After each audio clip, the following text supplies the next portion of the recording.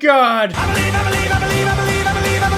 Specifically, I am a Christian. Wow. I've got some people asking me to share my story about how I became a Christian and why I now make videos about Jesus on YouTube. I originally made this video just for my members and they're like, bro, you gotta release it. So here it is. I never really made a video about my story because I didn't think it was that interesting, because I didn't have some dramatic story where I became an atheist and came to Christianity, or I didn't even change denominations. I was raised a Lutheran and I still am. And I don't really like sharing too much of my story because I don't like emotions and feeling things. And I'm a guy and I'd rather just be tough, you know? You're not that guy, pal. Trust me. You're not that guy. But anyway, here's my story and hopefully y'all get some value out of it. I was born and baptized in the great state of Texas when I was a few months old in a Lutheran church. I was a churchgoer growing up because that's where my family took me. We always went to church every Sunday. But you know how when you're a kid, you don't really think too much about the fact that you're going to church, or you don't think too much about theology, you don't care, you're just a kid. An early experience I had where I encountered theological questions was when my friend,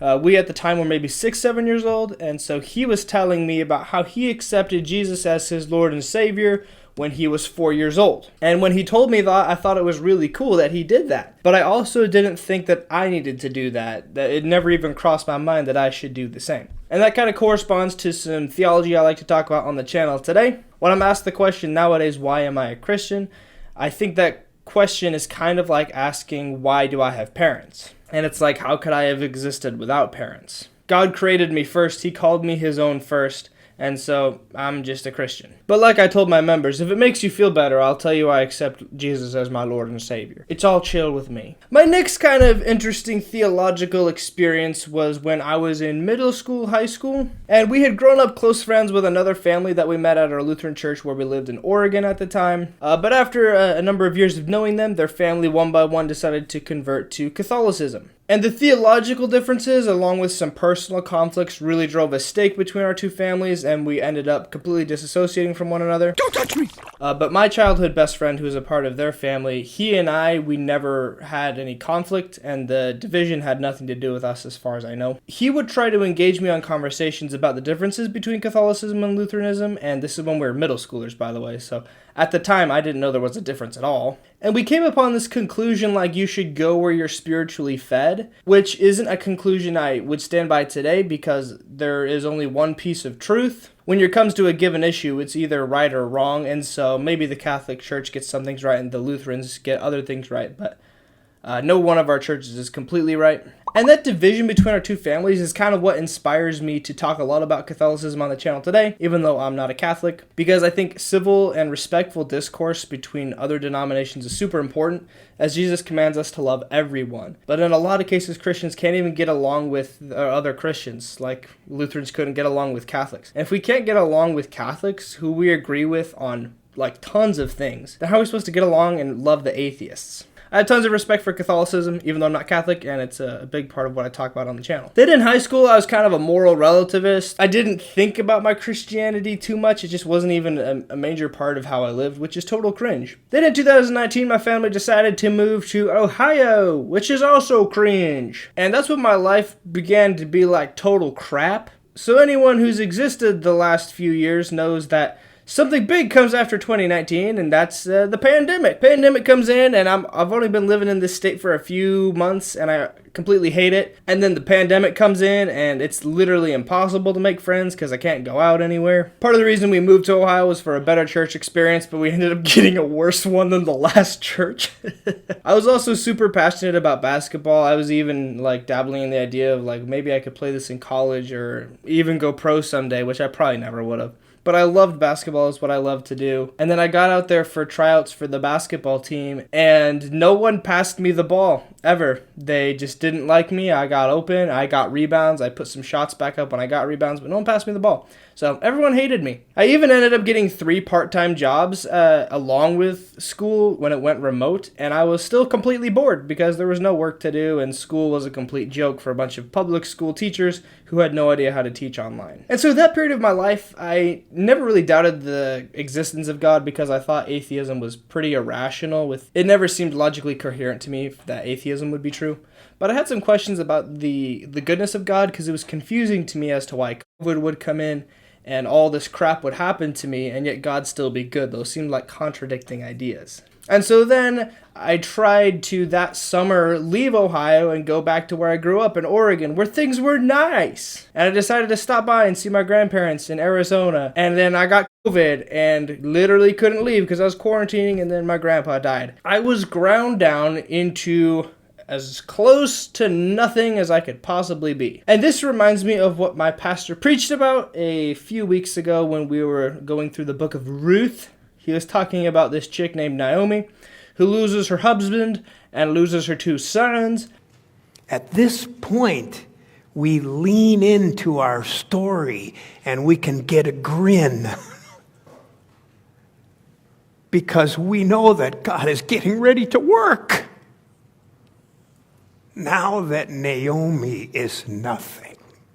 If you look at the story of the famous theologian C.S. Lewis, who I have read every book that he's ever written, by the way, he says that every story of conversion is a story of blessed defeat. And that's so true in his story because he was ground down into defeat when he couldn't figure out how to prove atheism. Logically followed as far as he could tell that God exists and Christianity is true. He was defeated. And Joy Davidman, C.S. Lewis's later wife, was ground down into nothing when her husband, this crappy dude right here, he was like cheating on her and beating her sons and then just ditched her with nothing.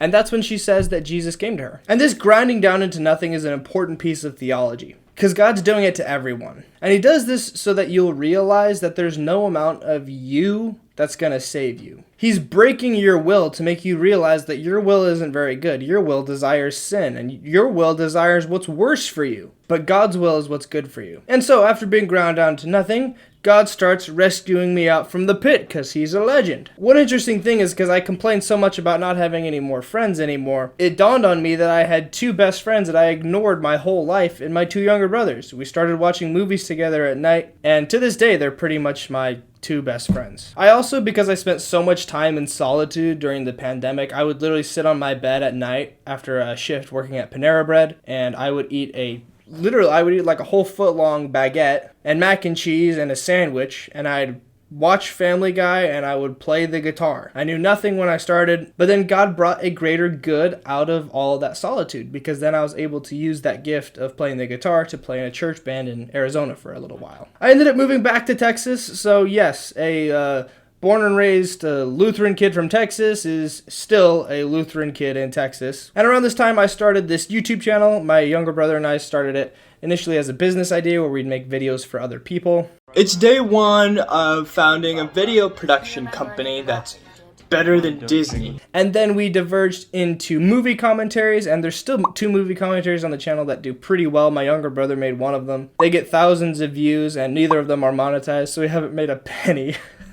And then I also decided to read the Bible cover to cover. I was very confused about why denominations had disagreements, and so I'm like, you know what, I'm just going to read the Bible to see what it says. And frankly, after reading the Bible, I wasn't any less Lutheran than when I started. And then I got distracted again because I got incentivized by money, and so I realized that posting just shorts to YouTube of Family Guy clips gets thousands to hundreds of thousands to millions of views. And so I was literally posting Family Guy shorts multiple times a day, making a ton of money. Then I got demonetized because that is intellectual theft. Yay! But I'm glad that that happened because after my channel got demonetized, I removed all the Family Guy shorts because that's completely degenerative. Even though you can still find some of the ones that aren't total intellectual theft because they actually have my commentary. You can see them on the channel. But that's when I decided to return to making YouTube videos, but instead of movie commentary or degenerate Family Guy shorts, I'm going to talk about Christianity. And my second video was this one, and it absolutely blew up. And so I was hooked, and I kept making Christian videos, although I have yet to capture a fraction of that success of that first video. Another one of the things that inspired me to make Christian content specifically was that I had a friend who was a Baptist